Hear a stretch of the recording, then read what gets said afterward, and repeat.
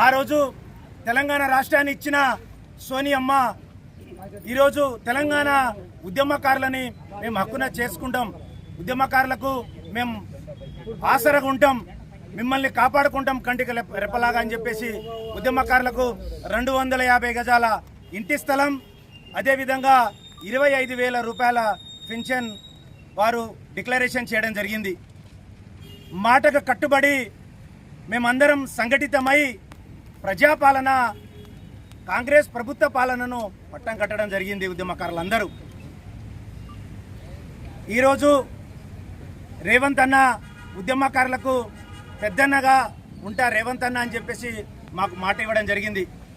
ఉద్యమకారుల ఫోరం ఆధ్వర్యంలో మేము ఆనాటి తెలంగాణ కాంగ్రెస్ పార్టీ మేనిఫెస్టో అధికారి ప్రజెంటు మంత్రి గారు అయిన ఉద్దిల శ్రీధర్ బాబు గారిని కూడా కలిసి, సార్ మేము 10 సంవత్సరాలు బీఆర్ఎస్ పార్టీ మమ్మల్ని మోసం చేసింది, ఉద్యమకారులని విస్మరించింది, మేము బీఆర్ఎస్ పార్టీని బొందబెట్టడానికి మేము రెడీగా ఉన్నాం, మమ్మల్ని ఆదరించండి అని చెప్పేసి శ్రీధర్ బాబు గారిని కలిసి మా యొక్క బాధలను చెప్పుకోవడం జరిగింది.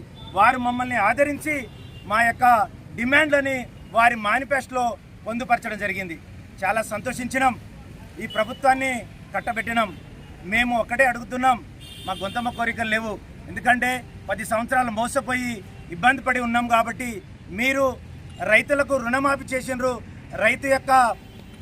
రైతులందరినీ రైతు బాంధవుడిగా నిలిచిండ్రు అన్న పెద్దన్న రేవంత్ అన్న మాకిచ్చిన హామీ నెరవేర్చాలి. మేము ఒకటే అడుగుతున్నాం, ఉద్యమకారులకు ఒక ప్రత్యేకమైన సంక్షేమ బోర్డు ఏర్పాటు చేయాలి, ఉద్యమకారులు గుర్తించడానికి ఒక కమిటీని ఏర్పాటు చేయాలి.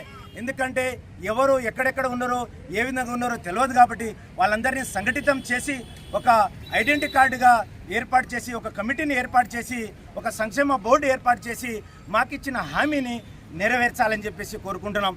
ఎందుకంటే తమరి పైన మాకు నమ్మకం విశ్వాసం ఉంది. ఖచ్చితంగా మీరు అన్న మాట తప్పరు. మీరు మాట ఏదైతే ఇస్తారంటే కాంగ్రెస్ పార్టీని మేము పూర్తిగా నమ్ముతున్నాం. మేము ఆ నమ్మకాన్ని మాలో ఉంది ఆ నమ్మకం. ఎందుకంటే మీరు ఏ మాట అంటే ఆ మాట మీరు మాట తప్పరు మడమ తిప్పరనే నమ్మకం మాలో ఉంది కాబట్టి ఇప్పటికే కాలాతీతం అయింది. మాకు 10 సంవత్సరాలు మేము గోసపడ్డాం. ఇప్పుడు రకరకాలమైన ఇబ్బందులు పడుతున్నాం, శారీరకంగా మానసికంగా ఇబ్బంది పడుతున్నాం. ఆ రోజు గట్టిగా చదువుకొని ఉంటే ఏదో రకంగా ఉద్యోగాల్లో కూడా స్థిరపడే వాళ్ళం. కానీ అప్పటి పరిస్థితులు వేరు. మా యొక్క ఏకైక లక్ష్యం ఒకటే ఉండే, ఈ రాష్ట్రం రావాలి, ఈ రాష్ట్రం వస్తేనే మా బతుకులు బాగుపడతాయని చెప్పేసి మేము తెలంగాణ రాష్ట్ర సాధన ఏకైక లక్ష్యంగా మేము ఆ రోజు పెట్టుకొని కష్టపడి ఆ రోజు నేను ప్రస్తుతం తెలంగాణ ఉద్యమకారుల ఫోరంలో పార్లమెంట్ కన్వీనర్గా పనిచేస్తున్నా. నేను ధర్మసోత్ నారాయణ సింగ్. ఎందుకంటే ఆ రోజు ఏకైక లక్ష్యంతో ఏకైక జెండాతోటి తెలంగాణ రాష్ట్రాన్ని సాధించుకోవడం జరిగింది.